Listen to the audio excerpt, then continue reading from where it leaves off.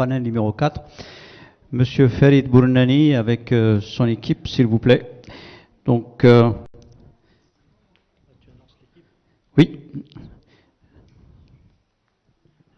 Donc, Monsieur Youssef Louadj, qui est le CEO d'une entreprise, start-up, Consultant Technologies. Vous allez vous présenter vous-même après, ça serait bien meilleur.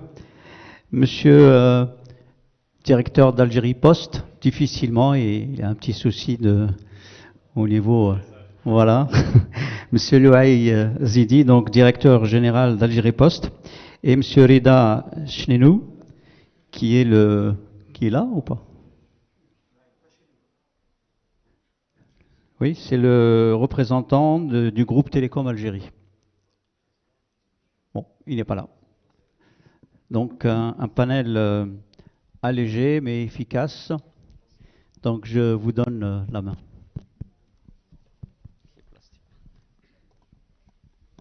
C'est l'inconvénient de passer en fin de journée, mais on va essayer de transformer ça en atout. L'avantage que nous avons, c'est que nous avons entendu tous les panélistes, tous les sujets, y compris les hors-sujets. Alors le rôle que j'ai aujourd'hui, c'est de dire la vulgarisation, elle s'est faite par le passé, à nouveau elle a été discutée aujourd'hui, mais le fait est que nous avons 12 ans de retard. 12 années de retard sur ce dont nous sommes en train de parler aujourd'hui. Non, 12 ans, parce que les premières expériences réelles nous amènent à 12 ans. Je ne vais pas être plus méchant, le sujet, je le pratique depuis 2005. Entre parenthèses, après la création de Société Générale Algérie, il y a eu la Western Union que j'avais pu ramener en Algérie, mais on l'a déshabillé de toutes les fonctionnalités qui auraient pu nous mettre sur les sujets que nous avons aujourd'hui. Bon, en 2022, il va falloir faire autrement. D'abord constater que nous sommes en retard, et puis se donner les moyens de rattraper ce retard. Parce que si nous avons l'intention d'étudier, de réformer, bon, nous en avons encore pour quelques années, et Slim et moi, on reviendra avec un thème en 2027, les cheveux ou pas de cheveux du tout dans mon cas. Monsieur Chenou, bienvenue. Ah, vous aimez l'ordre. Et donc, on va essayer quand même de prendre des raccourcis. Parce que diminuer la fracture, c'est aller plus vite. Quand on est en retard, il n'est pas question de prendre le même rythme. Donc, quand j'entends ce matin, nous sommes en train de réformer la loi sur la monnaie et le crédit. Dans cette réforme, on va laisser une place pour la monnaie électronique, ce n'est pas du tout la bonne voie. C'est un sujet différent. C'est comme si vous mettiez un petit caillou derrière un énorme bloc. Il va falloir d'abord bouger le grand bloc pour pouvoir traiter le petit caillou. On n'y arrivera pas. Tout comme il faut bien le dire, la monétique porteur et commerçant, c'est un échec. En 2022, la politique menée pour la carte bancaire n'a pas réussi. C'est d'abord ça la réalité. On peut trouver beaucoup de motifs, mais nous avons échoué. Peut-être que nous aurions pu faire différemment et bypasser toute l'énergie passée sur la carte bancaire. Alors on a fait plein de réformes en interne. Il y a eu la SATIM, centre de traitement. Ensuite, il y a eu d'autres rôles par la suite. Ensuite, il y a eu un GIE, carte bancaire, en disant il nous manque un acteur, on a créé un GIE, carte bancaire. Ensuite, on a dit non, on va lui donner un rôle plus large. GIE monétaire. Mais avec tout ça, nous n'y sommes toujours pas. Nous avons plus de 50% de la population qui est non bancarisée et nous avons des responsabilités à son égard. On ne peut pas continuer de considérer que seul le monde bancaire, donc les bancarisés, 43 à 44% sont bancarisés, le reste ne l'est pas. D'abord, il faut aussi s'adresser à eux. On va essayer d'aller vers des choses les plus simples. Monsieur tout à l'heure a bien évoqué l'ensemble des sujets des fintech, des finpay. C'est très bien pour la connaissance, mais si on doit aller vers l'action, l'action n'est pas celle-là. L'action, c'est d'aller vers un porte-monnaie électronique. Celui-ci peut voir le jour très vite et effacer une partie des 12 années de retard. Mais pour autant, il faut qu'on s'entende sur quel cheminement. Clairement, il faut aller sur du learn. Donc il faut faire et réguler après coup. Je crois que 4 ou 5 personnes ont répété que dans le mode Le mode opératoire à adopter, c'est de laisser faire d'abord et de réguler ensuite. Si on veut faire un benchmark sur l'ensemble des pays qui ont déjà réussi ce type d'opération pour prendre la meilleure quintessence de leurs acquis, on y sera encore. On sera qu'un pays observateur, jamais en action. Alors on va quand même essayer de voir de quoi on parle. Quand on parle de porte-monnaie en électronique, on ne crée pas de monnaie, contrairement à ce que le vice-gouverneur a dit ce matin. On ne fait que substituer, virtualiser de la monnaie qui existe dans ma poche. Je la mets sur mon téléphone. C'est la même. Une fois qu'elle est sur mon téléphone, elle n'est plus dans ma poche. Donc on ne crée pas de monnaie. Donc ce n'est pas un obstacle. On ne doit pas s'appuyer sur cet élément pour dire attention, c'est une affaire de grand, c'est une affaire de banque, c'est une affaire de banque centrale. Non, ce n'est pas une affaire de banque commerciale. C'est simplement le porte-monnaie que j'ai dans ma poche, l'argent, les billets que j'ai dans ma poche, je les transvase sur un porte-monnaie électronique. Un compte électronique, qu'est-ce que c'est? C'est mon numéro de compte GSM devient mon compte. Je crédite ce compte de 1000 dinars. À partir de là, je peux donner à une personne que j'ai en face 500 dinars. Il va les recevoir immédiatement sur son propre compte, qui est également son compte téléphonique. En d'autres termes, vous connaissez tous le Flexi. Vous avez l'habitude de le pratiquer, qu'il soit Flexi, Storm, Arceli. Tout ça, c'est la même chose. Bon, on remplace l'airtime, la minute téléphonique, par de l'argent. Vous allez pouvoir à la fois procéder à des petits paiements, parce qu'encore une fois, on a voulu rajouter la dimension fiscale, l'évasion fiscale. Mais de qui on parle? On parle de non bancarisés, de petits montants et souvent même de petites gens. Est-ce que c'est là que se trouve la source de nos maux, de l'évasion fiscale? Non, elle n'est pas là. Donc laissons faire ces choses-là. Les services compétents s'en occupent. Quant à nous, on va faire de petites choses, mais de petites choses certaines. C'est ça la vocation. Alors, les personnes qui sont ici avec moi, il y a M. Loué, que je remercie d'être là parce qu'il se tord de douleur depuis ce matin, mais comme le sujet lui tient à cœur, et puis qu'on le veuille ou non, il a un énorme fardeau. Il récupère tous les méfaits de notre secteur bancaire. La Poste, Colmat, tous les méfaits. Il n'y a pas suffisamment d'agences, il n'y a pas suffisamment de clients, il n'y a pas suffisamment d'amplitude d'ouverture. La Poste a tout ça. Il est présent partout où les banques ne veulent pas aller. Il est déraisonnable de penser que les banques vont ouvrir des agences dans des endroits où il n'y a pas de potentiel. C'est quoi un potentiel? C'est des individus, des entreprises et du revenu. À Oulef, vous n'avez pas tout ça. Il n'y sera jamais. Il y est. Les files d'attente avant l'ouverture des agences postales est détestable à voir. Vous arrivez à 6h30 du matin, il y a déjà du monde qui attend, y compris en période de Covid, où on dit « terrez-vous chez vous ». Maintenant, celui qui doit aller retirer de l'argent, il doit le faire. Et je ne suis pas dans le secret des dieux, mais on va continuer de faire de la distribution de revenus avec les subventions qui vont venir, qui vont directement être adressées aux personnes, pour complément de revenus, pour leur permettre de vivre, puisqu'on a décidé d'arrêter la subvention des produits, mais plutôt de les donner aux personnes nécessiteuses. On va distribuer un revenu de chômage. Ça va faire quelques centaines de milliers, voire des millions de gens. Ils vont aller où, ces gens-là? À la Poste. Donc probablement, ils viendront grossir les gens qui sont déjà là à 6h30 du matin. Donc la Poste, si nous n'avions pas la Poste, si la Poste n'existait pas en Algérie, il n'y aurait pas de système bancaire. Non, oui, c'est la réalité. Comment?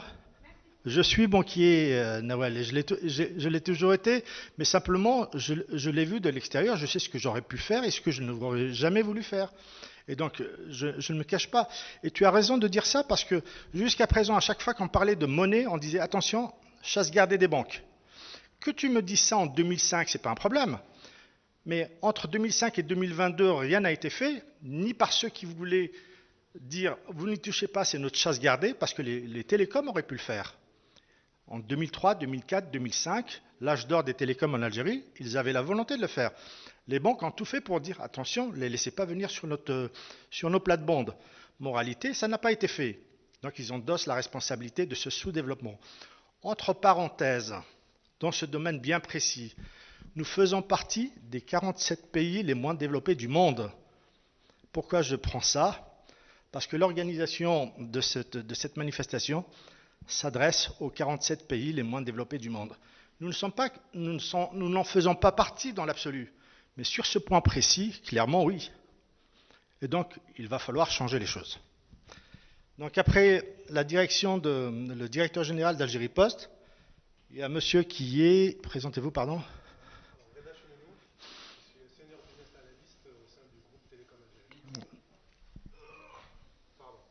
Allumez-le, allumez-le. Merci. Bonjour. Alors, Reda Chenounou, je suis Senior Business Analyst au sein du groupe Télécom Algérie. Bonjour. Et je réitère mes excuses pour mon retard. Pas de souci, c'était juste une boutade. Et puis nous avons Youssef Louadj. Alors j'ai insisté quand on m'a proposé de venir modérer d'avoir Youssef.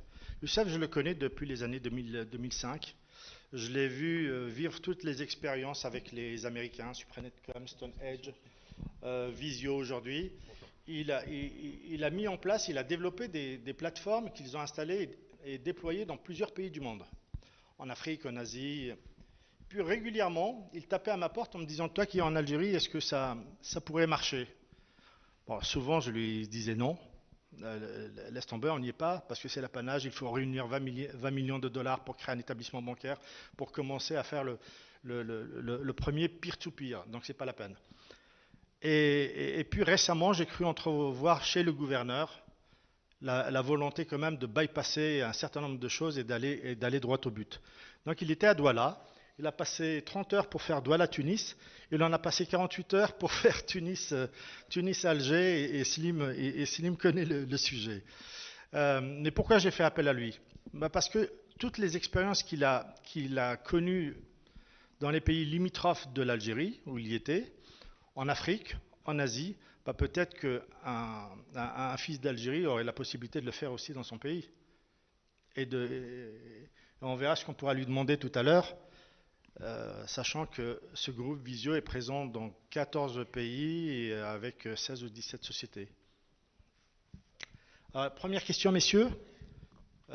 Directeur général de la Poste, comment comptez-vous remplir vos missions qui sont de plus en plus nombreuses, avec une population de plus en plus importante, et tout en donnant satisfaction et résorber cette incroyable masse de gens qui viennent vous voir tous les jours? Merci beaucoup. Bonsoir tout le monde. Donc, effectivement, bon, d'abord, je dirais que je suis pris au dépourvu. Je n'ai même pas un mois que je suis directeur général de la Poste. Avant ça, j'étais plutôt régulateur monétaire, ça n'avait rien à voir. Mais bon, et en plus de ça, j'ai changé de panel subitement. Je n'étais pas dans ce panel, j'avais préparé autre chose. Je me retrouve chez M. Bognani. Je pense qu'il y a eu quelque chose qui a été fait derrière les coulisses. Bon, c'est juste pour plaisanter. Voilà. Donc, je commencerai par une chose, si vous permettez bien. Vous avez dit tout à l'heure, le vice-gouverneur avait dit que c'était de la création de monétaire. Je pense que cette question, elle avait été tranchée par Mme Nègre dès le début. Elle a précisé que ce n'était pas le cas et je ne pense pas avoir entendu le vice-gouverneur prononcer ça. Ensuite, j'ai posé la question dans ce sens. Ah bon? Donc, à nouveau, j'ai réitéré que le fait de faire de l'émission de monnaie électronique ne signifiait pas... Non, c'est clair. Dès le moment où elle avait dit que voilà, il y a une contrepartie qui existe, qui est logée quelque part, donc ça y est, on n'en parle plus. Voilà. Maintenant, donc on passe par. Je voudrais signaler que la Poste, d'abord, c'est pratiquement 30 000 employés, c'est 4 200 agences. C'est à elle seule, elle a un réseau supérieur à toutes les banques réunies. Qui est de combien le nombre d'agences? Les banques, peut-être Mme Benkaïtli peut 1700 agences, Nawal? Voilà, 1490 normalement. Merci Rachid. Donc, la Poste a une mission quand même, je dirais, un peu plus élargie, une mission nationale, une mission sociale. Ça reste une entreprise citoyenne qui se veut proche donc du citoyen un peu partout dans ce pays, comme diraient certains, continents. Donc elle se retrouve dans les endroits les plus limitrophes des frontières, que ce soit à l'extrême sud, que ce soit à l'extrême est, que ce soit à l'ouest.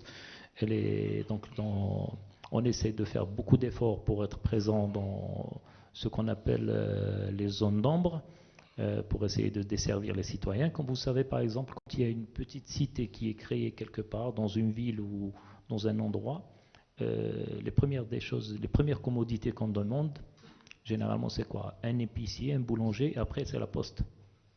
Donc vous voyez, parce que toujours ça reste quelque chose de nécessaire. Et bon, pour revenir donc à votre question, effectivement, donc je pense que les postes sont les deuxièmes acteurs après les banques, donc en matière d'inclusion financière. Et donc si on doit parler aujourd'hui donc de ça, je pourrais donner quelques statistiques comme ça. Donc pratiquement actuellement dans le monde, je parle du monde, je ne parle pas exactement d'Algérie, c'est pratiquement 1,5 milliard de personnes qui ont un compte postal et qui utilisent les produits postaux. Donc ça reste quand même quelque chose d'énorme, et donc même dans notre pays, pratiquement c'est 24 millions de comptes, comptes courants. Par exemple, comme vous venez de citer aujourd'hui, il y a l'allocation chômage, je vous le confirme, effectivement, le protocole a été signé avec la Poste. Donc l'ANEM a signé le protocole avec la Poste. C'est la Poste qui est chargée de ces virements et bien sûr de sa redistribution sur donc les bénéficiaires. Donc aujourd'hui, effectivement, la Poste est là pour prendre en charge les fonctionnaires, pour prendre en charge les retraités et pour prendre en charge ce qu'on appelle les demandeurs d'emploi, on va dire.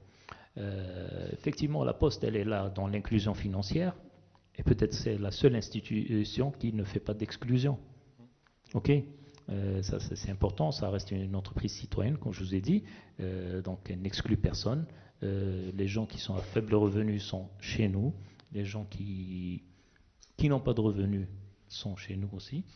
Maintenant, je pense que la finance digitale apportera beaucoup. Elle apportera peut-être un allègement de la pression qu'il y a sur la Poste aujourd'hui. Effectivement, aujourd'hui, la Poste a investi massivement dans les GAB. Actuellement, on est pratiquement aussi sur le réseau de GAB, on est supérieur à toutes les banques réunies. Combien vous en avez? Bon, on en a pratiquement 1200 et on a déjà 600 GAB en renfort et 1000 GAB en attente de... Donc vous voyez, c'est-à-dire tous les efforts qui ont été déployés par l'État pour essayer de desservir d'abord. Parce que nous, avant tout, c'est une mission comme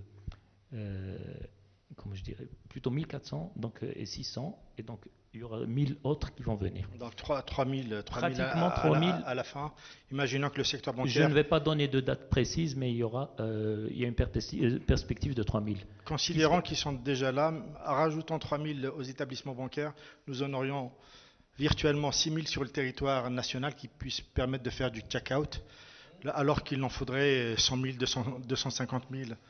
On est loin du compte. C'est bien évidemment parce que réellement vous portez le fardeau, mais il faut quand même aller bien au-delà. Le territoire est immense et vous ne pourrez pas le cultiver en dab à droite, à gauche. Et donc forcément il va falloir innover, aller vers d'autres solutions, s'appuyer sur les structures commerciales existantes dans chaque recoin d'Algérie. Il n'y a pas d'autre solution. Non, effectivement, aujourd'hui, donc... même si on doit se poser la question, quel est l'avenir du GAB? Okay. C'est une question, je pense, quand même qui est légitime et pertinente. On ne sait pas quel serait l'avenir du GAB d'ici 10 ans.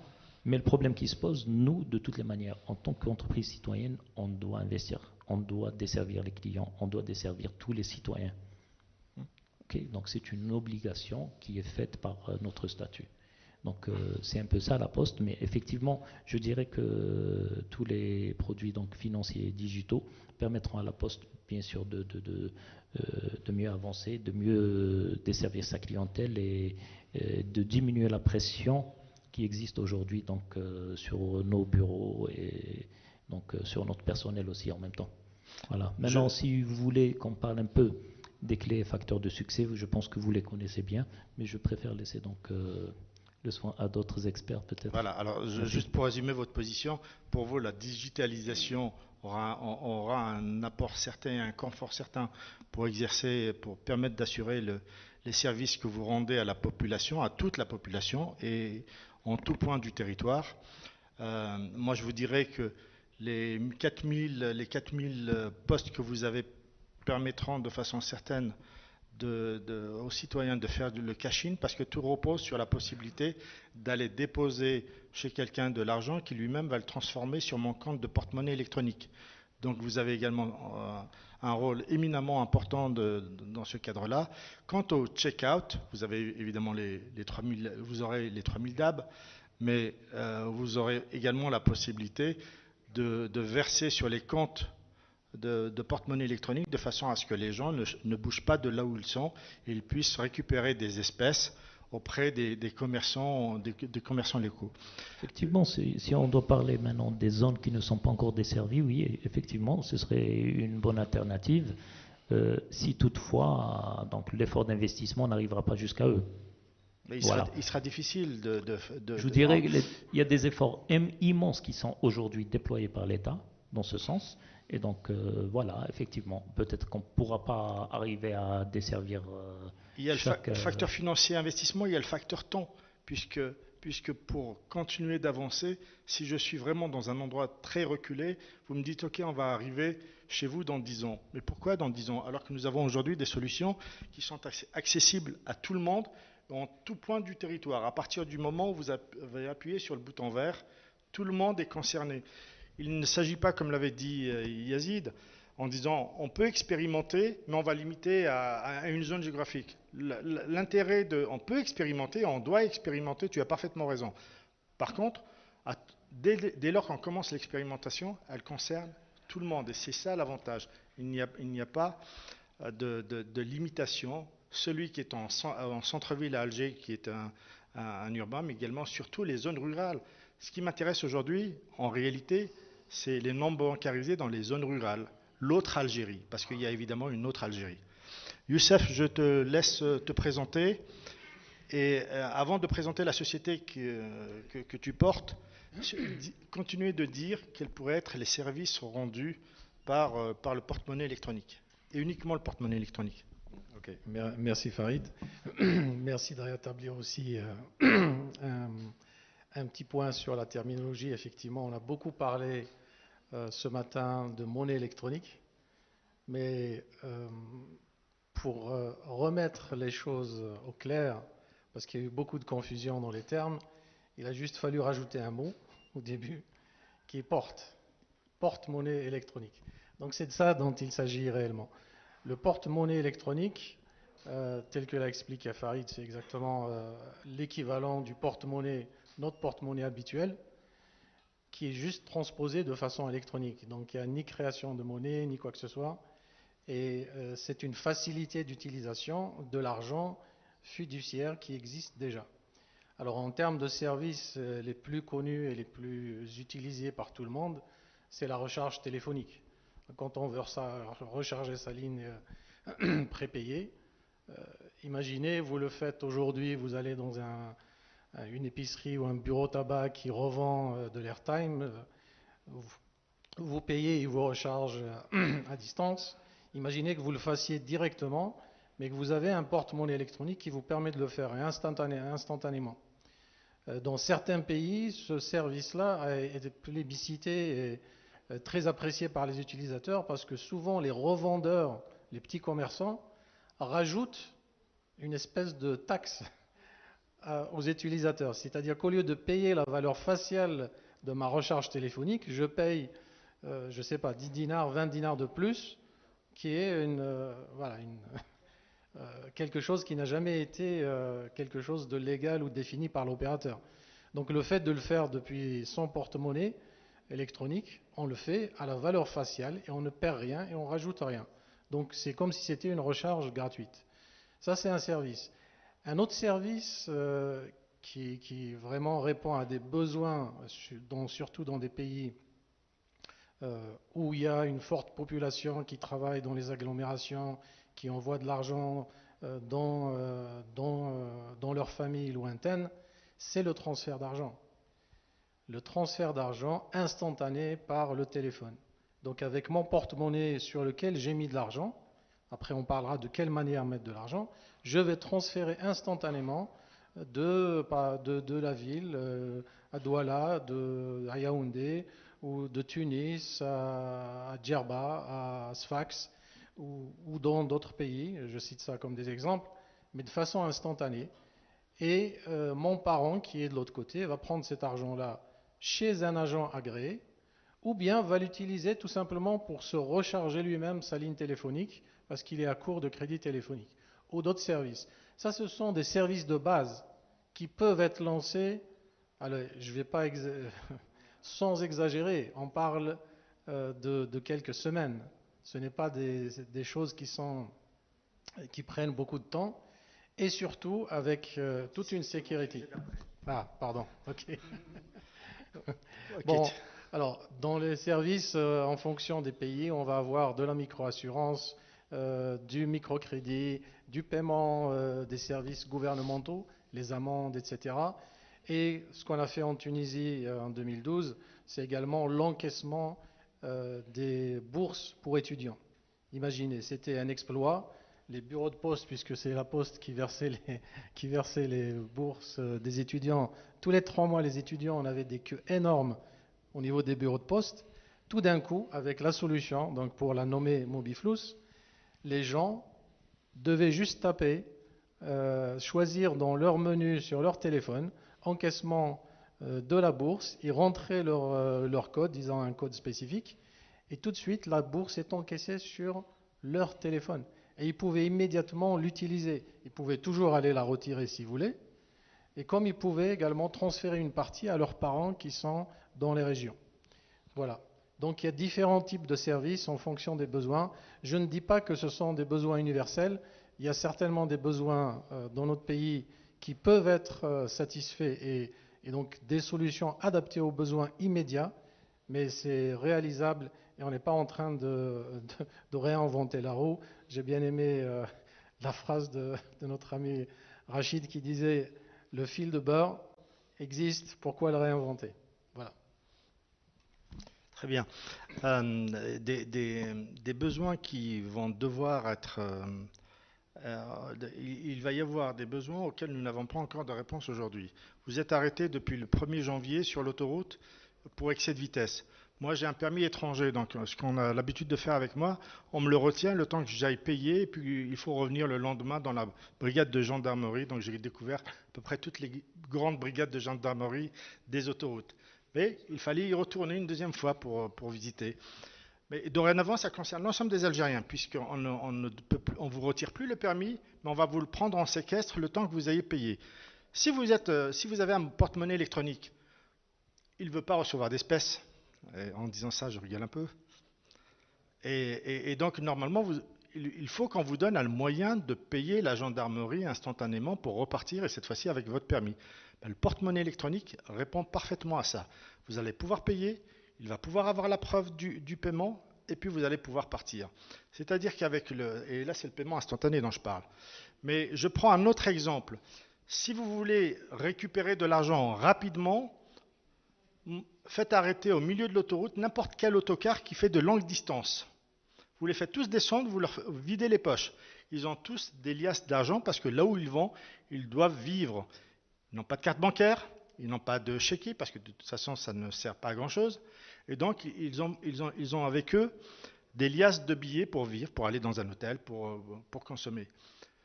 En Europe, à la même problématique, on disait utiliser les traveler chèques. Avant de voyager, ne partez pas avec de grandes sommes d'argent en Thaïlande et ailleurs. Transformez-les en travelers. Si vous les perdez, on vous les rembourse. C'était pour se prémunir contre le vol.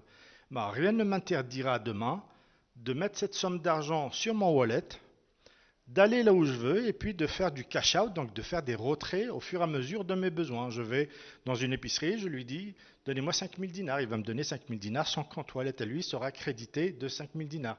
Et ainsi de suite. Des utilisations, ils sont innombrables. Je ne veux pas identifier toutes celles qui sont du ressort marketing et puis celles qui impliquent aussi le gouvernement dans sa distribution des aides sociales directement aux destinataires, aux citoyens qui en ont vraiment besoin. Et en même temps, on peut le faire rapidement.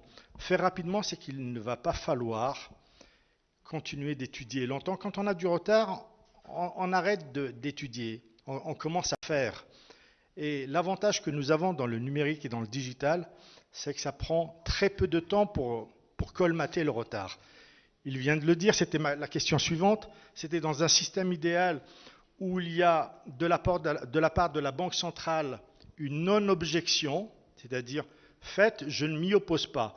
Je ne vous demande pas de me donner une autorisation spéciale, j'ai simplement besoin que vous me disiez, je n'ai pas d'objection, et au fur et à mesure de comment ce pilote va se dérouler, cette expérience va se dérouler, moi-même je vais édicter une nouvelle réglementation. Mais surtout, il ne faut pas qu'elle se fasse concomitamment avec la réforme de la loi sur la monnaie et le crédit. Parce que Rachid, si on est parti là-dedans, on ne verra pas le produit venir. Tu es d'accord?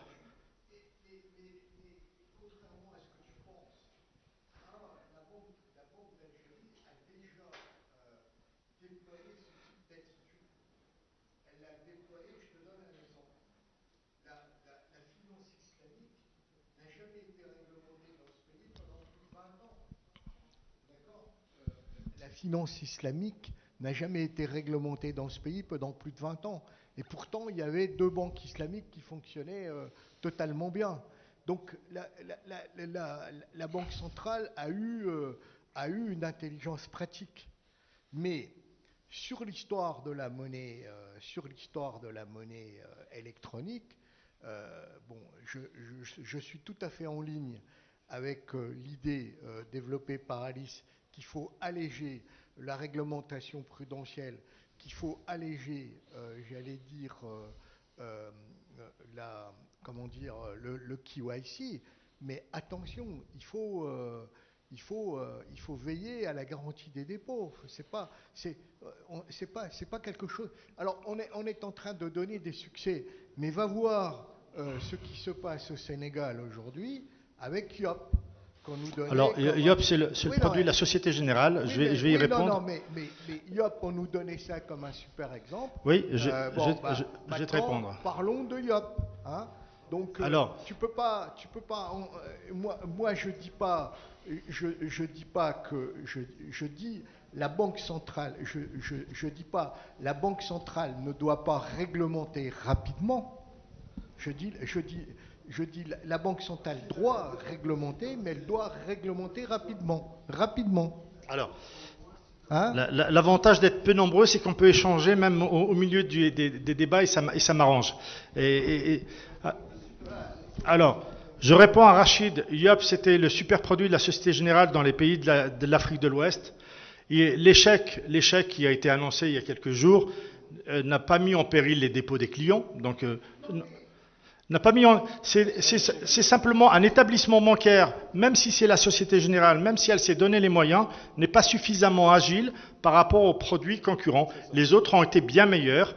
Elle a essayé de devenir comme un jockey pour galoper plus vite sur un cheval, mais non, c'est toute la lourdeur d'une grosse banque, et je la connais, j'en ai fait partie. Donc, son échec est un échec commercial, mais pour autant, le service demeure dans cette région. La Société Générale n'a pas réussi, mais les autres continuent de faire leur vie. Mais Farid, ça crée des appréhensions. Tu n'as jamais été régulateur. Non, je ne suis pas régulateur. Bon, heureusement pour toi. Dieu merci. Mais le régulateur, écoute, moi j'ai fait les deux, je les comprends. Où tu as raison, c'est que effectivement, la création de la monnaie, la reconnaissance du portefeuille, du wallet, de la monnaie électronique, etc., ça peut faire l'objet de sortie d'un amendement de la loi monnaie-crédit en 2 mois. D'autant plus qu'on peut avoir très facilement la coopération de nos amis des Nations Unies. franchement, une fois de plus, on ne va pas réinventer le fil à couper le beurre. Non, mais il faut réglementer. Farid, on m'a donné un Voilà. micro, donc je vais pouvoir aussi. Oui, attends, intervenir. il tient à la loi et la monnaie du Non, crédit, mais- à sa réforme, et c'est celle-là qui va accoucher d'une place pour... Et moi, je milite pour que la loi et la monnaie du crédit, qui est une affaire de grandes banques, c'est les systèmes financiers nobles, là, on est en train de parler d'un petit détail. Nous Non, sommes mais en train de là, parler d'un porte-monnaie électronique. là aussi, c'est encore une confusion. Rachid a complètement raison. Il y a le fait de pouvoir réglementer. Et nos amis, effectivement, des Nations Unies vont pouvoir nous aider à réglementer. Et après, il y a le day-to-day, c'est-à-dire la supervision. Et là où il y a un problème au Sénégal, c'est un problème de supervision. Quand on fait un benchmark, et je pense que ça peut être dans la feuille de route de benchmarker aussi une expérience sur les EME en Afrique, la note sur la supervision, elle est au ras des pâquerettes. Il n'y a pas de supervision. Qui vous a dit qu'en Sénégal, il y a un problème de supervision? Il y a un problème d'échec d'un établissement bancaire qui a voulu faire des start-up et être aussi agile que ses concurrents. Tout à l'heure, on parlait de confusion sur la création. Même pour les EME, il y a une notion de tous les soirs. Alors, on va poser la question à quelqu'un qui est... En tant qu'EME, on fait un rapprochement entre le flottant, c'est-à-dire la somme, la totalité des activités sur des comptes actifs, en plus, parce qu'il y a un certain pourcentage qui est inactif, et le solde qu'il y a sur le compte de la banque dépositaire. Absolument. C'est ça. Oui, oui. Et Ce rapprochement fait qu'on détruit, selon des recommandations de l'EME, on détruit ou on crée en fait de la monnaie tous les soirs. On demande, pour s'équilibrer, on demande, donc il y a aussi création ou destruction monétaire. Absolument pas, là vous Je suis n'y êtes désolé. pas du tout. Mais Je suis c'est désolé, pas le mais sujet. Alors regardez. c'est la mécanique qui existe dans... D'abord, Je suis c'est désolé, pas bon, du tout, Farid, je suis désolé, c'est mais pas le sujet. Alors si vous permettez, je vais poursuivre. Ensuite, je vais vous dire, mon principe, surtout à cette heure-ci, c'est d'évacuer tous les faux semblants d'obstacles que l'on met à bout à bout. L'Algérie ne connaît que ça, et les échecs patents que nous connaissons sont le fruit de cette pensée. Donc faisons tomber ces obstacles, expérimentons, et ensuite, au lieu d'avoir des avis particuliers, constatons sur le terrain. S'il y a des méfaits, on les corrige, mais laissons faire les choses. On conteste la bureaucratie, mais on l'a en chacun d'entre nous. La supervision dont vous parlez, vous finissez même par parler au nom du Sénégal. Le Sénégal n'a pas ce type de souci, il va très bien. Un établissement bancaire qui n'est pas agile a périclité. Et alors? Mais les Sénégalais continuent de profiter de ces systèmes tous les jours. Donc il ne faut pas prendre des alibis, prenez des alibis positifs. Dites-moi qu'en Tunisie, ça existe depuis 2012. Non, mais très sérieusement, le principal, la gestion des risques liés à un EME, c'est la protection des fonds Demandez-moi la question, comment on protège les fonds. Demandez-moi. Excusez-moi, Farid. Voilà, les déposants, donc c'est la protection des fonds. Donc il faut, non pas outre-réglementer, il faut superviser, simplement. Excusez-moi, juste j'interviens sur un point. Oui. Permettez-moi donc de retirer ma casquette de Algérie Post, de reprendre mon ancienne casquette de régulateur. Pour 2 secondes. Quel est le souci si la loi sur la monnaie de crédit parle de monnaie donc, électronique en Quel est 2022. le souci? Oui, mais même en 2050. Bah, ça veut Quel dire est le que vous souci? acceptez Le problème n'est pas là. Le problème est qu'il y a un régulateur monétaire, il doit se prononcer sur tout ce qui est monnaie. Ok.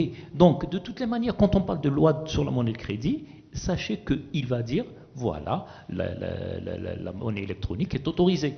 Voilà ce qu'il va dire. Sujet verbe complément. Après, donc, le reste, il va être nettement plus fluide. Mais par contre, dire aujourd'hui, on va commencer ça, on va faire des lois qui va réguler, qui va réglementer. J'ai commencé par dire qu'il y avait plusieurs schémas, et le schéma de la non-objection qui est prévu doit pouvoir s'appliquer. Ça, c'est d'une part. Qui va faire cette non-objection? Mais si nous sommes en train de débattre, donc de suggérer... Vous parlez de la Banque d'Algérie. Elle n'a pas les prérogatives, je suis désolé, elle n'a pas les prérogatives de faire une non-objection. Il faut savoir qui émet la loi sur la monnaie de crédit, qui émet les instructions, qui émet les règlements, c'est pas la même chose. Donc le CMC, c'est une chose, le Conseil de la monnaie et le crédit, c'est Conseil de une la chose, la Banque d'Algérie, c'est autre chose, Tout la à Commission fait. Tout à bancaire, fait, c'est autre chose. complètement. Donc il y a plusieurs organes. Là, on parle de plusieurs organes. Donc si vous dites non-objection, le non-objection vient de la Banque d'Algérie. Mais la Banque d'Algérie n'est pas là pour dire, voilà, on autorise ça. Il faudrait d'abord qu'il y ait une loi cadre, et donc ça ne peut être que la loi sur la monnaie et le crédit. Maintenant, si vous voulez qu'on soit vraiment légaliste et qu'on puisse respecter chacun dans son rôle, je pense que dès qu'on parle de monnaie, il faut que vraiment l'institution qui se charge de ça doit d'abord se prononcer sur la question.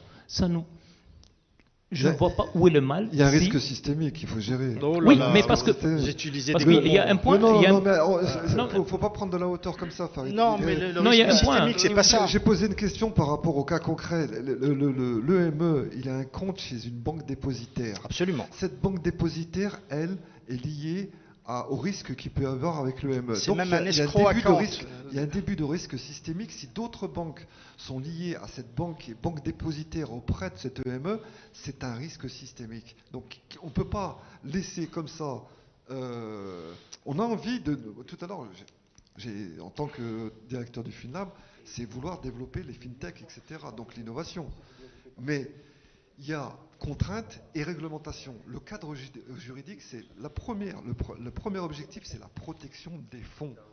La protection, Mais- sans même parler de risque de fraude, etc., c'est la protection des fonds des utilisateurs. Or, si on met n'importe quel acteur sans supervision, et j'arrêterai là, ça va être des risques énormes. Ce que vous appelez le risque systémique, c'est le risque de place. Mais il concerne tous les déposants. Vous avez de l'argent aujourd'hui dans une banque, vous avez ce risque de place qui existe. Donc je ne vois pas en quoi il deviendrait majeur dans un produit comme ça. Quant au respect à la défense des avoirs des déposants, ça s'appelle un escrow account ou un compte séquestre dans un établissement bancaire. Et l'affaire est pliée. Non, on parle d'un compte séquestre parce que c'est ce qui protège au mieux les dépôts. Et ma De préoccupation... cantonnement, un compte de cantonnement. Un compte de cantonnement, si vous voulez. Ma préoccupation, et c'est tout l'esprit de du débat de mon panel, c'est le time to market. À quel moment on va avoir un produit sur le marché et ne pas attendre... Je me fais encore. l'écho de ce que dit Nawel, pas à n'importe quel prix. Juste un point, s'il vous plaît, si vous permettez, il y a juste un point. Je vais essayer quand même de vous convaincre. Sur un point. Allez-y. Quelque chose qui n'est pas réglementé. Ok, si elle n'est pas réglementée, il y a moins de confiance déjà. Tout à l'heure, on a parlé d'un problème de confiance. Alors, franchement, le citoyen qui va prendre son portable, ils lui disent, voilà, sur ton téléphone portable, on peut te charger ton, etc. Quelle loi me protège? Il ne sait pas. Le problème se pose là. La Banque d'Algérie a dit non-objection, c'est tout. Mais si la Banque d'Algérie met les garde-fous, elle met exactement ce qu'il faut, etc., etc., je pense que même... Mais pourquoi ne l'a-t-on pas fait avant dans ce cas-là? Ben écoutez, mieux vaut tard que jamais, ok? C'est pas une réponse, c'est justement... Non, puisque vous me dites ça, Non, mais ce que vous voulez, ce que vous demandez, M. C'est de Bognani, rattraper le retard. une C'est de rattraper le dérégulation, retard. ça Non, c'est non. pas normal. C'est Par de contre, rattraper le retard, et pour rattraper le retard, c'est de prendre les chemins les plus courts. griller Prendre complètement les le chemins truc. les plus courts, bien sûr. Oui, mais attends, ça mais s'appelle le développement. pourquoi ne pas passer par un cadre réglementaire? Qu'est-ce qui empêche? Aujourd'hui, qu'est-ce qui empêche? Aujourd'hui, si on passe par un cadre réglementaire, au moins les déposants seront protégés. Alors imaginons qu'on passe par un cadre réglementaire, mais rapide, auquel cas ça n'obstrue pas le time to market et ça rend tout le Voilà, monde... plutôt. Là, on est d'accord. Je crois qu'il serait intéressant d'écouter je vais faire modérateur, hein, notre ami de chez Algérie Télécom, parce que nous aussi au côté... D'autant plus qu'il nous avait fait un papier intéressant sur toute la partie digitale et que j'avais trouvé intéressant. Donc je vous laisse la parole. Non, merci. Non, mais déjà, pour résumer un petit peu, c'est vrai qu'il faut que la monnaie électronique sera le pilier de tout. Pour moi, on pense à monnaie électronique en mettant une autre sorte de monnaie, alors que c'est juste un prolongement voilà. Une fois qu'on aura compris que c'est elle aussi une monnaie fiduciaire, je pense qu'il n'y aura pas de problème. Après, c'est vrai que quand on regarde le chantier qu'il y a, moi j'ai toujours eu une vue plutôt optimiste des choses. Si on arrive à régler le statut du PSP, du prestataire de services de paiement, Je pense qu'après, la solution se trouve auprès des Algériens, des start-upers, des fintechers, qui ont beaucoup d'imagination et qui nous permettraient d'avoir des solutions par rapport à ça. Moi, je suis pour la méthode agile. Donc je pense que, parce que mine de rien, enfin, pour avoir discuté avec M. Renossi, il y a un problème de demande, c'est vrai, mais il y a aussi un problème d'offres. On n'a pas beaucoup d'offres finalement, de solutions fintech ou tout ça. Donc je pense que ce serait un travail collaboratif avec tous, avec Algérie Post et le groupe Télécom Algérie. Ben justement, il peut fournir les infrastructures nécessaires, pardon, la capacité, la continuité, essayer de fédérer, de créer un espèce d'écosystème où tout le monde participera. Maintenant, essayer de trouver des solutions et de la réglementation, je pense que non, il faudrait une réglementation sûre sur les PSP. Et après, avoir une grande confiance en nos jeunes start-upers, je dis et je le redis, hein, les laisser foncer, y aller, faire des petites erreurs. Je ne pense pas qu'il y ait un risque systémique. Il y aura quelques risques idiosyncratiques, c'est sûr, mais on apprendra de ça et il faut vraiment y aller. Voilà. Quand vous disiez, monsieur, de rattraper le retard, je pense sincèrement que c'est tout à fait possible grâce à la fintech. Enfin, moi, venant de milieu financier, j'y accorde une énorme importance. Voilà. Très bien, merci beaucoup. Merci Et à le vous. papier que vous aviez fait, que vous nous aviez adressé, m'avait beaucoup intéressé. Merci. J'étais content de voir que quelqu'un pouvait aller aussi loin dans la réflexion pragmatique. On est là pour ça, pour la réflexion et pour l'action. Très bien, merci beaucoup. Merci. Youssef, si tu permets, je voudrais avoir ta vision sur la réalité du terrain telle que tu l'as vécu ailleurs et toutes les appréhensions qui ont été soulevées ici. Oui, effectivement, on entend parler de réglementation, de supervision. À vrai dire, dans les solutions, ou plutôt ce qu'on est en train de présenter et d'envisager, ce n'est pas d'écarter la réglementation ou la supervision de la Banque centrale.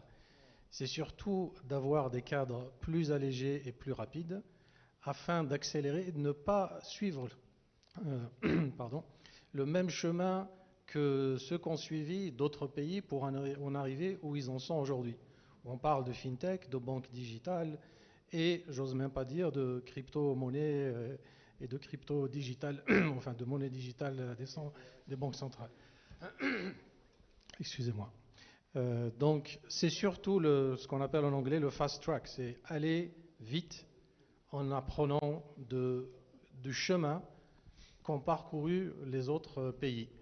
Pour vous citer un exemple très simple, je vous ai parlé de Mobiflux en Tunisie, qu'on a mis en place en 2012. La Banque centrale de Tunisie a sorti la réglementation ou le décret sur le mobile payment juste après la révolution en 2011. Nous sommes en 2022, mobile payment, qui permettait à un opérateur télécom, en collaboration avec une banque ou la poste, de pouvoir lancer des solutions de paiement, d'envoi d'argent et tout service financier au travers du mobile. C'est un cadre précis. J'ai le texte que je peux partager avec n'importe qui d'entre vous, qui date de 2011. C'est le pays d'à côté. Donc nous sommes en 2022. L'idée, c'est de faire vite, de profiter de ce que les autres ont fait et de faire la même chose. Mais on n'écarte pas la réglementation, on l'accélère. On garde la supervision, parce que faisant des opérations financières, et on est tout à fait d'accord, on a tous cette fibre du domaine financier, bien sûr la supervision est nécessaire, le reporting à la Banque centrale est nécessaire, un suivi, tout ça c'est des choses qui sont standards, qui sont normales. Mais le fait d'accélérer permettrait d'espérer arriver au même niveau que les autres pays, beaucoup plus rapidement, et d'être dans ce train de tout ce qui se passe dans le domaine des fintech et des avances technologiques au service avant tout de la population défavorisée. Et nous sommes tous ici dans un hôtel 5 étoiles, on est très bien, on a nos différentes cartes de crédit, on a des moyens que beaucoup de gens n'ont pas, qui sont malheureusement exclus. Donc on parle d'inclusion financière. Moi je peux vous dire, effectivement je reviens du Cameroun, où on a un grand projet avec Campost qu'on est en train de digitaliser. On fait des services notamment de micro-assurance pour les mototaxis, qui est un phénomène énorme là-bas. Il y a plus de 3 millions de mototaxis sans assurance dans le pays. C'est le genre de service qu'on est en train d'intégrer et d'offrir de la micro-assurance à toute cette population-là. On a été témoin de l'exclusion financière. Témoin, visible. Donc, on a les moyens de le faire, on a la technologie, on a la connaissance, Dieu merci, et on a besoin de cadres accélérés et juste de cadres. Hein. On apporte la technologie, on apporte des moyens financiers, on apporte la connaissance. Et une des choses, Madame Nawal l'a cité, et vraiment j'apprécie ça, c'est le marketing, la communication, c'est très très important. Un mot que je n'ai pas entendu depuis ce matin, on a parlé de beaucoup de choses, on n'a pas parlé d'éducation financière.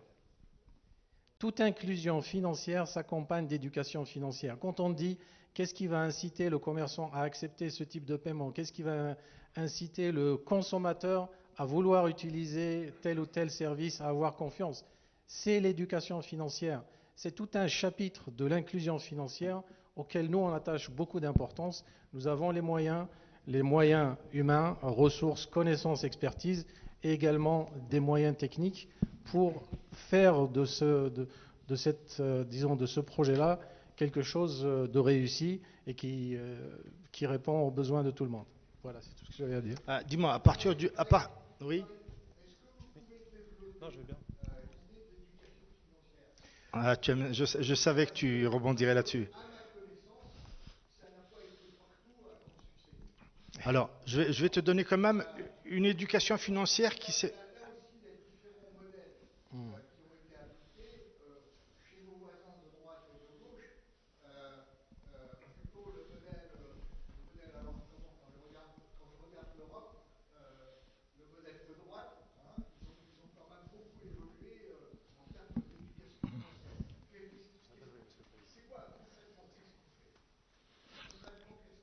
Très bien.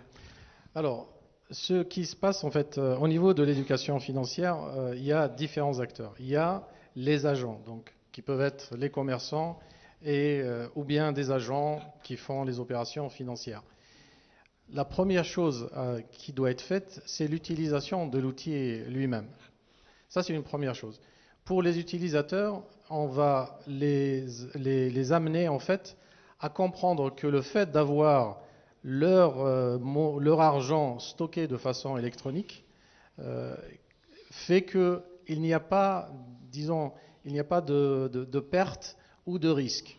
C'est très important parce que c'est une question de perception. Ça, c'est une première chose. Je vais vous dire un exemple, c'est une anecdote un peu... c'est une publicité visible d'ailleurs au Cameroun. Quand il faisait la publicité du service de transfert d'argent, donc il appelle sa maman, par exemple, il lui dit « Je t'ai transféré de l'argent sur ton téléphone ». Donc par les MTN Money, Orange Money, Yop est en train de se retirer parce qu'il n'est pas rentable, il n'a pas su être assez agile. Et donc, que fait la maman? Elle regarde comme ça, elle regarde le téléphone, elle le prend, et elle se déplace vraiment avec beaucoup de précaution. Elle ouvre le coffre, elle met le téléphone à l'intérieur, elle ferme le coffre. De toute façon, c'est un peu tourné à la dérision, mais façon de dire, en fait, que les gens, nous, on est très à l'aise avec tout ça, mais beaucoup de gens ne comprennent pas réellement le sens de tout ce qu'on est en train de dire d'un point de vue technique. Donc, elle a pensé que quand son fils lui a envoyé de l'argent, il est à l'intérieur du téléphone physique. Elle a été le mettre dans le coffre. Nous avons eu des cas dans un autre domaine, en Tunisie, dans la téléphonie. Quand quelqu'un avait acheté au tout début de la téléphonie mobile, il a acheté son téléphone, on lui dit « Monsieur, veuillez charger votre téléphone ». Regardez l'erreur de terminologie. Il appelle le centre d'appel.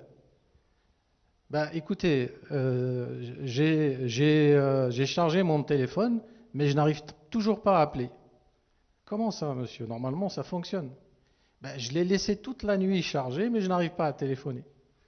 Donc, en fait, c'était la recharge téléphonique qu'il aurait fallu qu'ils comprennent qu'il fallait recharger avec de l'airtime pour pouvoir téléphoner. Ils pensaient que c'était le brancher au téléphone.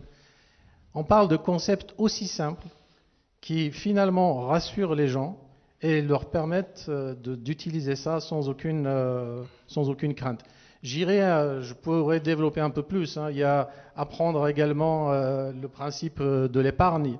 Ça, c'est très important. L'exemple que je vous ai cité, quand on a digitalisé l'encaissement des bourses des étudiants, les boursiers, systématiquement, comme à leur habitude, une fois qu'ils ont reçu la notification instantanée comme quoi ça a été versé, ils ont été au distributeur retirés. Ça a duré un certain nombre de mois. Et puis ils se sont rendus compte que s'ils le laissaient dedans, moyennant une communication, bien sûr on a communiqué vers eux, eh ben ça ne changeait rien, ils pouvaient retirer juste par petits bouts. Donc finalement ça leur servait d'épargne, alors qu'avant ils retiraient toute leur bourse et en moins d'un mois elle était finie. Donc c'est un ensemble de mécanismes comme ça qu'on met. Il y a des outils bien sûr de marketing avec ce qu'on appelle user engagement, etc., qu'on met en place afin de leur apprendre à gérer l'argent et avoir cette éducation financière. Alors j'ajoute qu'en Algérie, une partie de cet apprentissage il s'est fait grâce au prépède des opérateurs GSM. Tout le monde ici en Algérie, j'en dirais pas autant en Europe, sait utiliser une commande USSD. Étoile, dièse, un numéro, étoile, un montant, un bénéficiaire. Tout le monde sait faire ça. En Europe, on fonctionne par des menus et des sous-menus. Premier menu, envoyer de l'argent. Deuxième menu, à qui saisissez son numéro de téléphone. En Algérie, on n'a pas besoin de ça. Et l'avantage, c'est que c'est utilisable également sur des futurs phones. Les téléphones les plus basiques, qui s'appellent les scarabées, qui ne sont pas du tout Internet, permettent de faire ça. Et dans les endroits les plus reculés, ces commandes-là sont apprises. Je ne sais pas le faire. Aujourd'hui, je ne sais pas le faire. Il faut que je regarde. Les autres le font aisément. Donc, on aura les deux. On aura et les menus et les commandes USSD. Mais le passage des opérateurs GSM, c'est un vrai apprentissage. Leur monnaie électronique, leur airtime électronique, ils l'utilisent déjà. Il faudra simplement passer à la monnaie électronique. Au lieu simplement d'acheter de la minute téléphonique, ils achèteront autre chose. Ils verseront autre chose. Mais toutes ces fonctionnalités, elles sont déjà couvertes par le Flexi, Arcelli, Storm, y compris le crédit. Certains opérateurs vous avancent même de l'argent quand vous leur demandez. Ils vous avancent quelques minutes de minutes téléphoniques à valoir sur la prochaine recharge. Donc cet apprentissage, il existe. Capitalisons dessus. Pour en revenir à l'éducation financière, je pense plutôt qu'il faudrait voir ça comme juste un nouveau produit marketing et essayer de le vendre, parce que si l'épicier du coin, comme on dit, n'est pas encore habitué à ce genre de paiement, au bout de la 10e personne qui va venir avec son téléphone en disant « Ah, c'est dommage, j'ai pas de liquide, je peux pas acheter chez toi », je pense qu'il s'adaptera vite. Donc, rééduquer financièrement les gens. En Afrique, Orange se fait plaisir, au Mali. Je ne pense pas qu'ils aient subi une éducation financière. Encore une fois, je pense réellement qu'il faut se jeter à l'eau, honnêtement. Et je pense que, enfin, ça c'est personnel, que se jeter à l'eau et faire une erreur idiosyncratique, ça va nous apprendre à déjà réaliser que c'est pas si grave que ça et aller de l'avant surtout. Donc je pense que c'est vraiment ça c'est sous cette approche qu'il faudrait voir la chose. Voilà. Alors ma question est pour toi, Youssef. Si demain nous avons un feu vert ou un non-feu rouge, puisque je plaide pour la non-objection, techniquement parlant, puisqu'on se retranche derrière la technique pour dire ça va être long, combien de temps faut-il pour mettre sur pied un système qui fonctionne, qui concerne tout le monde? Je parle en stand-alone, non rattaché aux banques. Les banques commerciales, pour moi, n'ont rien à voir à ce stade dans ce schéma-là. On parle de porte-monnaie électronique. Combien de temps faut-il pour avoir un système qui fonctionne et qui concerne tout le monde en tout point du territoire? C'est moins de 3 mois. Voilà. Moins de 3 mois, on rattrape une dizaine d'années minimum de retard. Tout à fait. Donc vous parlez du retard à récupérer tout à l'heure, c'est exactement ça. Ou une normalisation à avoir. Ah oui, une fois que Nous sommes dans les 47 pays les plus retardés sur ce sujet dans le monde, les 47 pays. Non, mais une fois que le feu vert est donné, comme vous l'avez si bien dit, encore une fois, la solution viendra de nos jeunes start-upers. Je suis sûr qu'ils vont nous impressionner avec les solutions qu'ils auront, aussi farfelues soient-elles. Rachid. Moi, je ne savais pas que c'était 3 mois. Je pouvais imaginer que ça pouvait être une année. Ben, c'est encore mieux.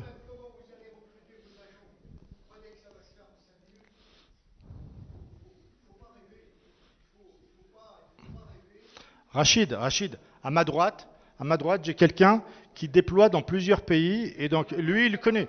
Toi, tu es banquier, je le suis aussi, on n'a jamais fait ça.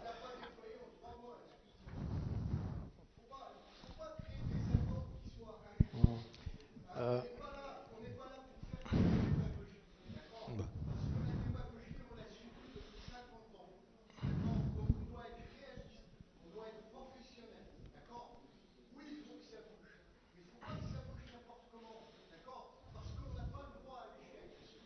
On a tellement échoué par ailleurs qu'on n'a pas le droit à l'échec sur ce sujet-là. mais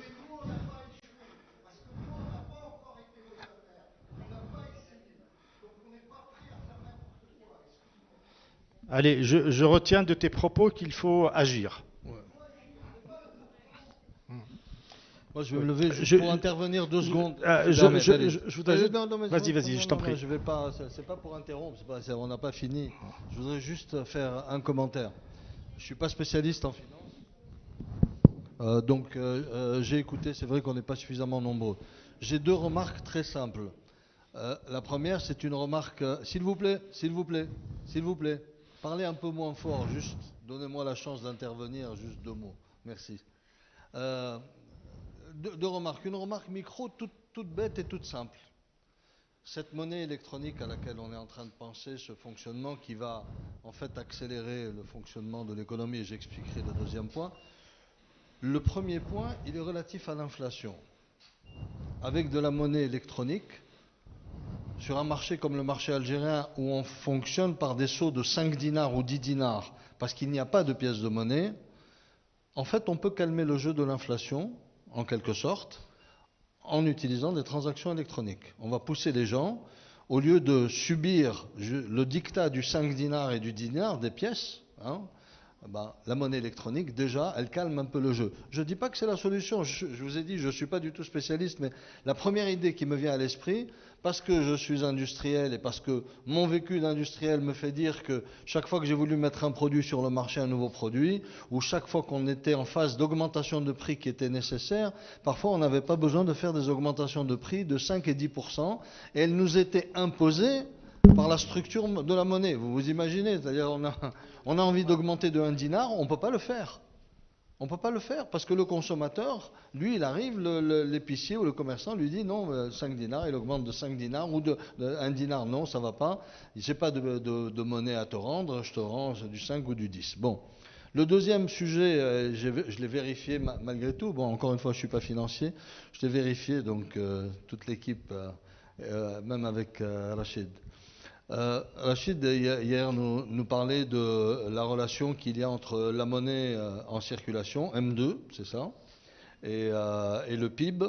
Et en fait, la monnaie en circulation, on arrive à savoir combien de fois elle tourne, elle est en rotation dans le pays. Et donc, ça, la monnaie multipliée par la rotation vous donne exactement le PIB à peu de choses près. Mais ce qui se passe, ce qu'il y a d'intéressant avec ce que j'ai entendu aujourd'hui, je me rends compte que sans augmenter la masse monétaire, on peut augmenter la croissance avec de la monnaie électronique, puisqu'on ne crée pas de la monnaie, mais on augmente le nombre de transactions commerciales qu'il y a dans le pays. Et donc, en fait, on génère de la croissance avec la création de la monnaie électronique. Mais quand on génère de la croissance, ce qu'il y a d'intéressant pour les pouvoirs publics, et pour le consommateur, évidemment, la croissance, c'est bien pour le citoyen, mais c'est bien aussi d'un point de vue fiscal. Et ça, il ne faut pas du tout le négliger, c'est extrêmement important. Donc, je voulais juste tu as raison, vous signaler ces 2 points, parce qu'à un moment donné, on commençait à dévier, on était trop technique. Ça devenait un atelier de finance très pointu, c'est très intéressant, mais je pense que le sujet était en apparence simple, mais il est beaucoup plus complexe qu'on ne le croit. Et beaucoup de personnes qui ont assisté aujourd'hui à la rencontre ont eu du mal à appréhender le sujet. Et si vers la fin, Bon, malheureusement, il n'y a plus personne pratiquement. Si vers la fin, les choses se complexifient d'un point de vue technique, ça rend les choses beaucoup plus difficiles à mettre en œuvre parce que ça crée des appréhensions dans la mise en œuvre. Moi, ce que je vous dis, ce que je perçois, c'est que les outils de mise en œuvre existent. L'expertise existe. Les moyens financiers, il n'y en a pas beaucoup à mettre en place. Les réseaux sont faciles à mettre en place. Déjà, on peut s'appuyer déjà naturellement sur les réseaux, les gens qui font déjà du flexi, etc., sur la téléphonie. Et là, ça va très très vite, ça peut devenir de véritables agents. Ce qui manque, c'est la volonté politique d'aller de l'avant. La volonté politique, elle est fortement liée à la régulation. Vous en avez fait...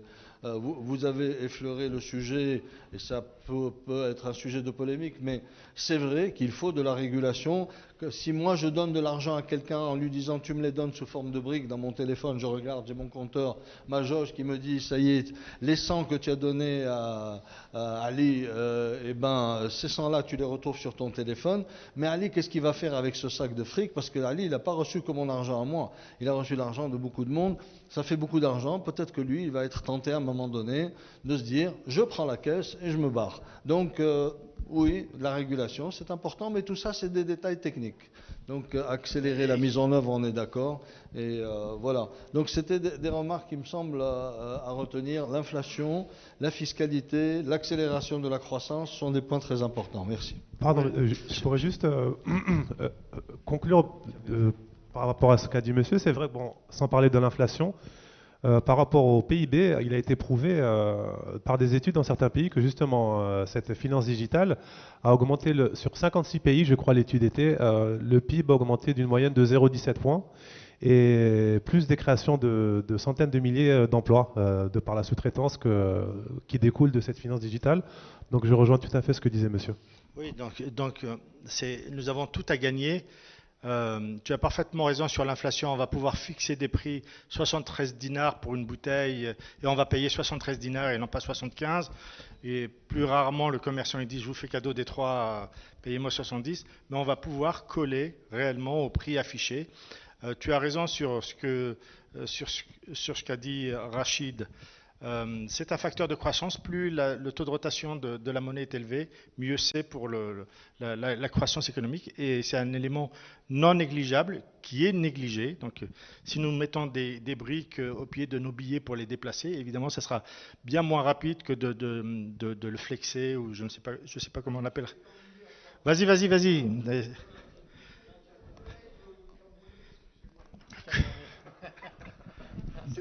C'est pas trop à la mode à l'heure actuelle d'être Camerounais en Algérie, je peux vous dire. Non, il réforme la poste camerounaise. C'est pas, vaut mieux pas être Camerounais à l'heure actuelle, encore pour un mois. Bon, non, les établissements de paiement en Tunisie, d'accord, c'est combien le capital? Le capital est de 5 millions de dinars. Pour les établissements de paiement. Établissements de paiement. Ouais. Maintenant, je peux aussi améliorer la réponse. La licence de monnaie électronique en Europe, c'est 40 000 euros. 40 000 euros. Ouais, mais en Tunisie, c'est 5 millions de dinars. Établissement de paiement, c'est quoi? Ça fait 2 millions d'euros. Non, ça fait à peu près 1,8 million, oui, presque. 1,8 million d'euros. Oui. Établissement de paiement. Chose importante, hein. La circulaire des établissements de paiement en Tunisie a été sortie le 31 décembre 2018. Hein. Elle est sortie, elle a été, certains établissements ont essayé de se placer. Il y a certains agréments qui ont été donnés, d'autres qui ont été refusés. Et, ça c'est le scoop, certaines banques qui ont eu un agrément provisoire et ont décidé d'abandonner l'agrément. Elles ont refusé l'agrément final de la Banque centrale. Pour plus. Non, il ne s'agit pas de la générale là-dedans. Il n'y a pas que la générale. Effectivement, il y a l'UIB, mais ce n'est pas les seuls. C'est pas les seuls. Il y a 3 établissements. Il y a Wafa également, Wafa, qui a un établissement de paiement au Maroc avec des conditions plus simplifiées. L'établissement de paiement au Maroc est beaucoup plus simplifié. Ils ont voulu le complexifier en Tunisie, et ben ils se sont retrouvés avec des abondants de ce style. Aujourd'hui, je pense, je n'ai pas le dernier chiffre, mais ils ont dépassé la vingtaine d'établissements de paiement. J'ai peur de dire des bêtises. Mais Et encore une fois, Rachid, on parle là d'établissement de paiement contre une licence de monnaie électronique basique. En France, on retient ça, c'est 40 000 euros. oui, Voilà. l'établissement En de Europe, paiement, établissement de paiement en France, le modèle simplifié, c'est 40 000 euros et qui permet de gérer des dépôts jusqu'à 3 millions d'euros par mois. Donc jusqu'à 3 millions d'euros au niveau de la CPR, l'autorité prudentielle française, vous avez besoin d'un capital de 40 000 euros, jusqu'à 3 millions de dépôts par mois. Vous êtes dans le modèle simplifié de l'établissement de paiement. Voilà. Le Camerounais, comme vient te qualifier Rachid Sekak, tu pourrais présenter la compagnie que vous avez créée tous ensemble en Angleterre, qui s'appelle Visio et qui intervient. Présente-toi, parce que sinon à la fin on retiendra juste le Cameroun. Très rapidement en fait. Donc Visio, que nous avons fondé dont le siège se trouve à Londres et qui a des filiales un peu partout dans le monde, est spécialisé dans les domaines financiers, donc avec des solutions pour les fintechs. Et également dans le domaine des télécoms en combinant les solutions convergentes financières télécoms. On est présent dans plusieurs pays en Afrique. Nous accordons une attention particulière et nous connaissons beaucoup de réglementations de banques centrales parce que c'est dans ce cadre-là qu'on s'insère, qu'on travaille avec des acteurs de l'écosystème. On a commencé assez tôt, comme je disais, en Tunisie, avec d'autres structures et par contre toujours la même équipe. Et plus récemment, on se déploie au Cameroun, au Sénégal, avec des solutions légères comme ça, Campost par exemple au Cameroun, la Poste tunisienne en Tunisie. On a également une banque en Tunisie avec laquelle on est en train de travailler sur une solution de mobile payment. En Éthiopie, en tant que payment operator, une licence au niveau de la banque centrale de l'Éthiopie, en Côte d'Ivoire, et des solutions également de ce qui s'appelle les solutions de gestion de flotte pétrolière pour le paiement dans les stations-service. Voilà. Nous avons également des bureaux en Asie pour couvrir toute l'Asie avec toujours pareil des licences dans le domaine télécom, les licences financières, avec des solutions légères que vous connaissez tous, les WeChat que quelqu'un a cité ce matin en Chine. Mais en Thaïlande, par exemple, vous avez également Line qui est une solution initialement de messaging, donc d'échange de messaging comme WhatsApp et autres, qui a introduit tout simplement un wallet. Et du coup, les gens qui se connaissaient, donc c'est très communautaire, pouvaient non seulement échanger, se parler, faire des appels vidéo, mais d'un simple clic, pouvoir transférer de l'argent instantanément de l'un à l'autre. Bien sûr, ils ont obtenu une autorisation pour ça. Donc tout ça pour dire qu'en fait, on parle de solutions concentrées sur la partie paiement uniquement, mais on s'inscrit dans une communauté. Donc la solution viendrait aussi de la diversité des services et de tout l'écosystème qui est créé autour afin de dynamiser l'utilisation de ce mode de paiement destiné essentiellement, comme on l'a dit, à des petits montants. On ne parle pas, donc on entendait parler d'informels, de risques énormes, etc. Les risques sont quasi inexistants, si je puis dire. Parce qu'un agent, avant de pouvoir faire des opérations, il est totalement braqué. Bien sûr, il doit faire un dépôt. Il fait un dépôt, donc c'est la garantie. Il ne pourra faire de transactions qu'à hauteur de ce qu'il a déposé auparavant auprès de l'établissement. Donc le risque n'existe pas. Il ne peut pas arnaquer un client. Voilà. Au même titre qu'aujourd'hui, un vendeur flexi à 4 heures du matin que vous ne connaissez pas, il ne peut pas non plus vous induire en erreur. De toute façon, ce qu'il peut vous vendre, c'est ce qu'il a acheté précédemment. Il ne peut pas en être autrement. On passe à quelques questions à la salle. Rachid, non. Monsieur, non. Mais Amel, oui, si tu veux. T'as pas de questions? Slim, c'est fait. Soraya non plus. Ammar, qui est un non-initié, c'est un gars de la Direction générale des impôts. Mahdi?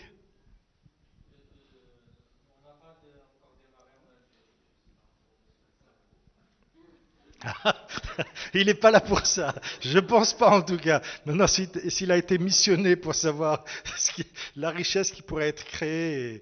Non, non, je pense pas. Mahdi, tu n'as pas de questions?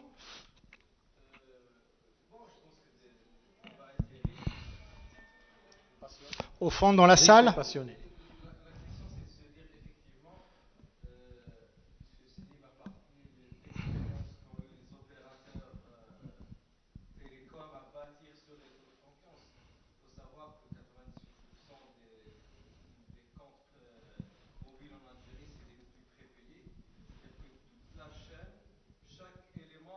Confiance en l'élément qui vient avant. C'est-à-dire le client a confiance en le buraliste a confiance au grossiste d'airtime, etc. Et ça remonte jusqu'à l'opérateur. Pourquoi les opérateurs, qui eux aussi sont fortement réglementés, ont pu bâtir ce réseau et qu'on interdirait peut-être ça aux banques? On fait des dépôts chez notre buraliste qui lui-même a fait des dépôts chez son grossiste, qui lui-même a fait un dépôt chez son opérateur. Et encore une fois, on a parlé tout à l'heure de confiance. Il est difficile d'égaler la confiance quand les Algériens envers, pas que les Algériens, envers leur réseau de proximité, le buraliste. Je rappelle encore une fois l'exemple que j'ai donné tout à l'heure. Le distributeur de billets le plus actif d'Algérie n'est pas celui de l'aéroport, c'est celui d'un petit village à Khenchla, parce qu'il y a juste El Hajj Touhami qui a la confiance de tous les villages environnants, qui récupère les cartes, qui fait des transactions et qui se fait rémunérer 200 dinars. Voilà. Il fait plus d'inclusion à lui seul. Voilà. L'idée, si on parle de test and learn, à son échelle, c'est déjà un test réussi. Pourquoi ne pas le dupliquer, le réglementer? Il mérite une médaille, vraiment. Tu voulais rajouter quelque chose? Oui, Je conclue. je voulais dire, peut-être une question mais il ne faut pas que ça parte sur un sujet de 2 heures. Tout dépend de ta question. Pourquoi ne pas commencer par déjà le mobile payment, puisque le mobile wallet, le porte-monnaie électronique. Le mobile payment, oublions le wallet pour le moment quelques secondes. Juste le paiement avec le mobile. Mais c'est ça le mobile wallet. Non, mais juste une chose. Dans une des sociétés que nous avions, on avait un réseau de distributeurs automatiques de boissons.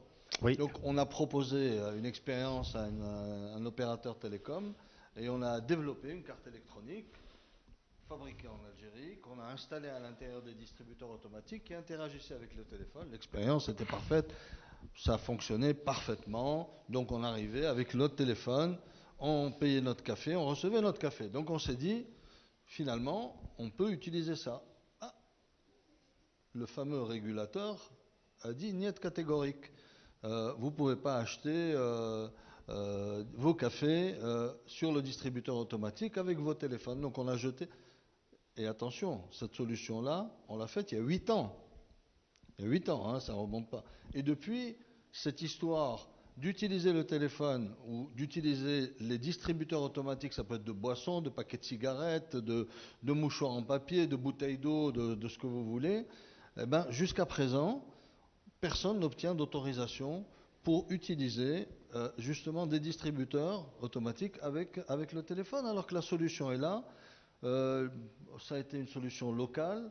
Elle facilite la circulation de la monnaie. Les distributeurs automatiques en Algérie posent de gros problèmes parce que la monnaie, qu'on le veuille ou non, elle pose des problèmes dans les appareils électroniques qui reconnaissent la monnaie locale. Donc, c'est un problème. Il y a déjà une base installée, il y a déjà un embryon de monnaie électronique qui existe, qui est celui justement du Flexi. Il y a des embryons d'expérience qui se font de part et d'autre pour pouvoir utiliser, entre guillemets, de la monnaie électronique. Mais j'ai comme le sentiment, moi, que il y a une peur, il y a quelque chose qui fait peur. Et je ne sais pas ce qui s'est passé le jour où on a parlé de mobile payment.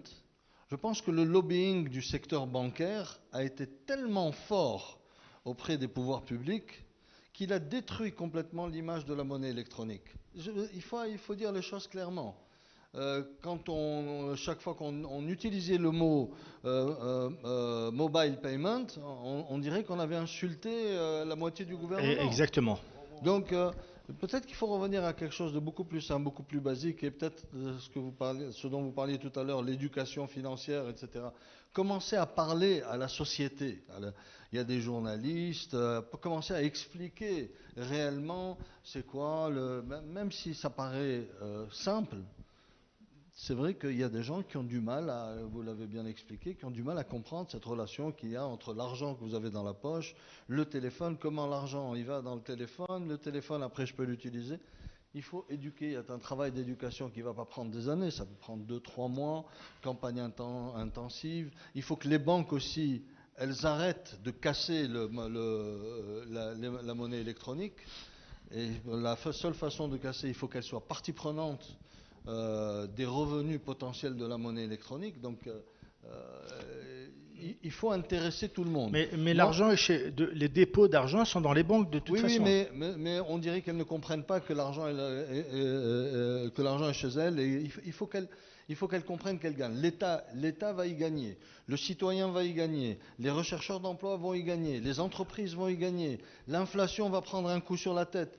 Comment une solution qui résout ou qui apporte des réponses à des solutions concrètes auxquelles fait face le gouvernement au quotidien, comment cette solution-là n'est pas rapidement mise en œuvre ou n'est pas prise à bras-le-corps politiquement pour être mise en œuvre. Je suis surpris, je suis étonné. Moi, c'est tout. Voilà, c'était ma question avant de vous terminer comme ça. Je conclus, mais ce que tu décrivais pour les appareils de type distribution automatique, en 2005, en Pologne, ton porte-monnaie électronique, chaque appareil avait son numéro donc tu appelles ce numéro, tu indiques le montant du produit que tu veux et il te délivre le produit. En 2005, en Pologne. Ça s'appelle MP et MP était venu en Algérie essayer de convaincre les opérateurs GSM et c'est à ce moment-là que les banques ont dit stop, c'est un métier pour la banque ça. Dès lors qu'il s'agit de monnaie, simplement, ça aurait été un métier pour les banques s'ils l'avaient fait. Nous sommes en 2022, ils ne l'ont pas fait. Donc, ce n'est pas un métier pour les banques. C'est un métier pour des tiers. Donc, c'est ce petit service de porte-monnaie électronique qui, d'ailleurs, concerne des gens qui ne veulent pas bancariser, parce que la réalité est là, c'est que ces clients-là n'intéressent pas les banques, parce qu'elles sont trop éloignées, ou bien leur structure de revenus ne leur conviennent pas. Ils ne pourront pas devenir clients de la Société Générale. Ils seront bancarisés par ce type de service et rien d'autre. Voilà. Et le propos, c'est pour ça que j'ai été un peu rude sur certains, parce que moi, je veux qu'on avance. Rachid s'en souvient, quand on parlait de banques privées dans les années 1995, on disait faites pas de banque, ça sert à rien, ce pays, en dehors de l'aspect sécuritaire, c'est juste un estomac à crédoc. Et ben, certains d'entre nous, lui en fait partie, moi, on a poussé contre vents et marées, on a créé un établissement bancaire. On disait que c'était suicidaire. Aujourd'hui, ça ne l'est plus. Ça a donné confiance à d'autres, et ainsi de suite. Mais par rapport aux années 2000, on a cassé une dynamique. Il y avait une dynamique des télécoms, on était en train de progresser régulièrement. Aujourd'hui, nous sommes dans les 47 pays les moins développés dans ce dont nous sommes en train de parler. En clair, nous sommes sous-développés. L'Algérie est privée d'un arrimage à une économie moderne. C'est aussi simple que ça, je peux rien dire d'autre. Donc il faut aller vite. Si vous voulez ajouter quelque chose. Non, je pense qu'on a survolé toutes les questions. On finira par dire que la diversité des solutions est un fait et l'inclusion financière est un choix. Voilà.